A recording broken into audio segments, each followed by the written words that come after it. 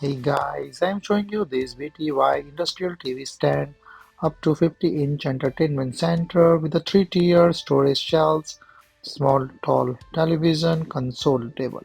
So here how to fix this or assemble this.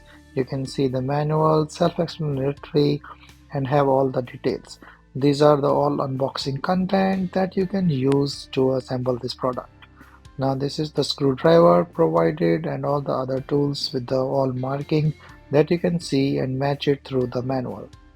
So I'm doing it stepwise so you can see and have like how you can assemble this. So this assembly is pretty straightforward and not a messy one. You can also see like these are the minimal parts and everything is explained. And that's how you can do that with all this footrest and stuff. Once this is all fixed, I will show you the final product. So this is how it looks. You can put the TV on the top and all the other things in the shelves.